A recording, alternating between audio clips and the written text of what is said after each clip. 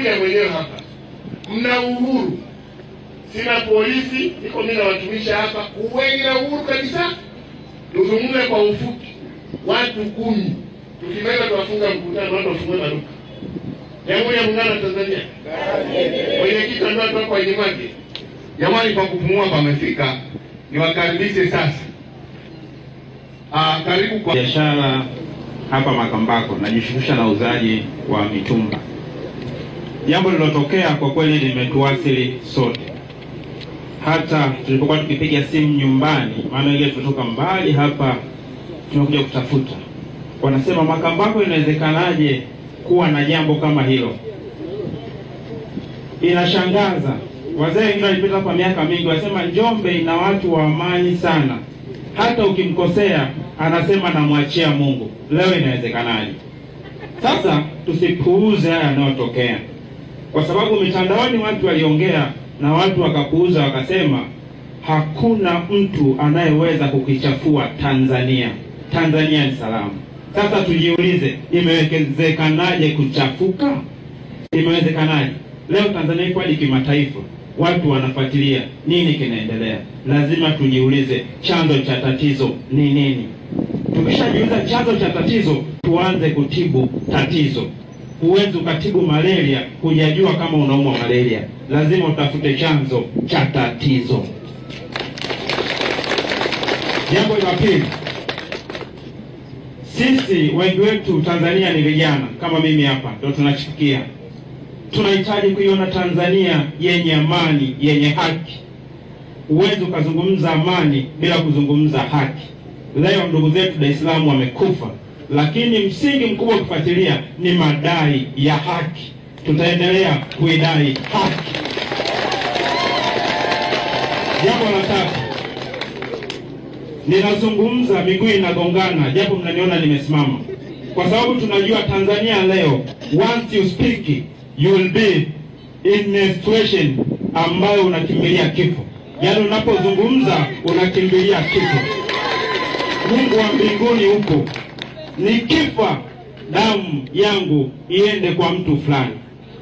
Tunaogopa hata kuzungumza, tunaogopa hata kusema. Sasa kama mnatufanya tuogope kusema, utajuaje mimi nina kinyongo? Mheshimiwa, nisipoongea kwamba mimi kuna jambo kwako linaniuzi, utajuaje kama ninauzika na wewe?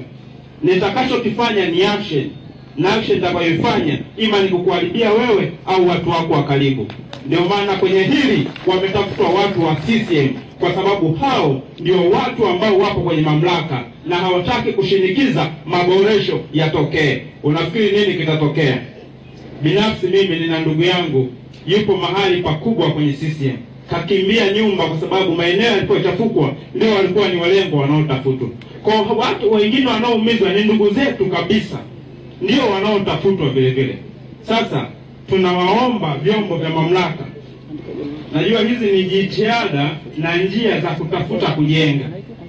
Ndio jitihada na hatua za maridhiano. Tunaviomba vyombo vya mamlaka, tafadhali sana.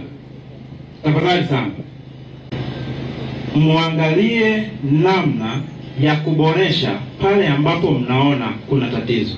Msifumbie macho tafadhali, tunaomba msifumbie macho. Naam. Sasa kwa sababu umezungumza ni kijana na mzee Yuda alisema vijana wasikilizwe, na wewe umezungumza tutafute chanzo cha tatizo. Kwanza nikuhakikishie, Tubali ni hapa huru zungumzeni. Mimi wenyewe naambia zungumzana upumbavu wenu ninyi watu wa serikali ni hili, ni hili, ni hili. Tubali nasema hapa baada nyongo. Nafikiri niwaambieni hapa, hata mambo wewe. Hii nchi ni ya kwetu wote, hata kama kutishana. Wewe hapo uzungumzie na kutisha wewe. Na eno kama una drive zungumza. Sema mtaka haya mambo tusirekebisha, tunazama. Zungumza hapa na kama kuna vijana hapa. Asante. Wengi wanaogopa kuzungumza na wanaona kelele zimekuwa ni nyingi. Na ukiona kelele ni nyingi, hilo ndio tatizo lenyewe. Kwa hiyo tatizo la kwanza ndio hili hapo, kwamba mtu akizungumza Tanzania hii lazima. Sawa?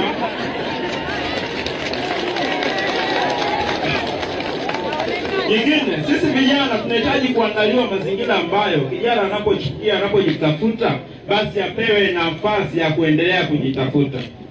Kwa nini nasema hivi? Waliokufa wengi ni vijana wenzetu. Kiangalia ni wadogo sana. Nilikuwa najaribu kufuatilia miaka 18, 19, 20, 20 ngapi. Tukio ambalo nimeniangalia kwenye mtandao na ikanipa mawazo sana. Tanzania nafikiaje hivi? Mtu kapigwa risasi ya kwanza, akasema piga na nyingine.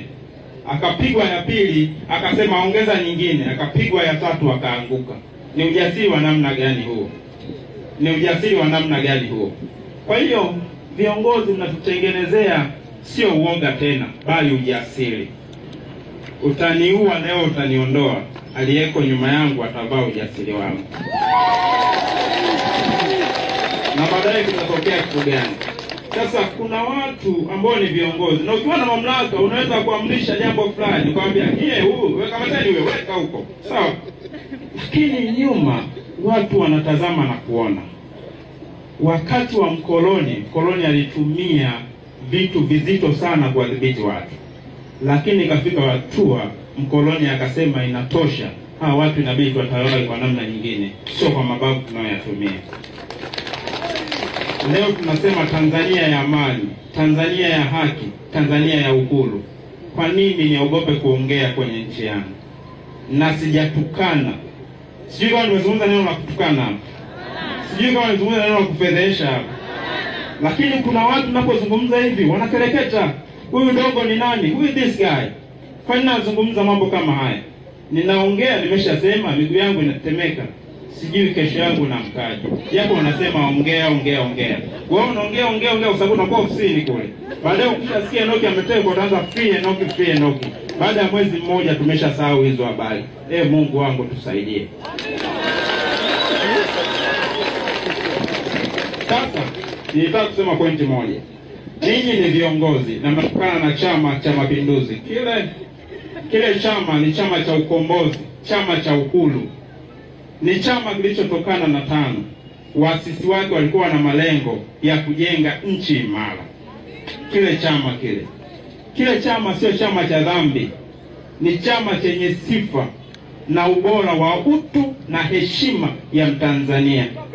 Ila juzi wamezitupa zile bendera kwenye nyumba zao, walikuwa wanatoa na zitupa. Sasa kama nyie ni watu wa haki, kwa nini mnazitupa? Lazima tujiulize. Kwa hiyo tatizo la pili ni ile kitu. Sasa ili tuweze kuifuta hiyo tunafanyaje? Wenye ile chama wote tumo humu. Nusu kwa nusu tumegawana, sio? Hiyo ni kama dini, si ndio? Kwa hiyo tumegawana nusu kwa nusu. Kuna watu tunaishabikia lakini tunaogopa hata kuvaa ile kofia sasa hivi. Kwa sababu ndugu zetu wametuchukia. Sisi ndio chanzo cha hilo tatizo. Kwa hiyo lazima, kama mamlaka mnahitaji utatuzi wa hili jambo, tuambiane ukweli kwamba tutafute tatizo ni nini. Na kila mtu anajua tatizo. Ndio maana mtu anapoongea watu wanasema usiongee, watu utategwa. Hiyo tayari ni tatizo pia. Mnaelewa mheshimiwa? Kwa mamlaka yako niongee pia kidogo. Ongea. Na kama kuna vijana wanataka kuzungumza, tunaanza upya, wazungumze.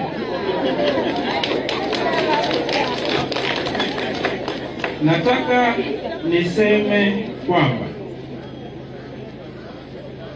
tunahitaji kutambua thamani ya damu ya mwanadamu. Mwanadamu mmoja thamani yake hailingani na kitu chochote. Mungu alimuumba mwanadamu akikusudia aje aishi kwenye nchi aliyoiandaa. Bahati mbaya sana Ibilisi aliingia na kutuvuruga. Na yule Ibilisi mpaka leo yupo na anaingia kwenye mioyo ya watu. Wale akishaingia kwenye mioyo ya watu, wale watu hawaoni shida kutenda dhambi yoyote, kwa sababu Ibilisi anawaongoza. Kwa kuna watu wanatenda matendo sio wao, ila Ibilisi amewavaa kwenye mioyo yao. Tunafanyaje kuwageuza ili wawe watu wa Mungu kweli kweli? Ni lazima tutende matendo ambayo yanaonesha wema.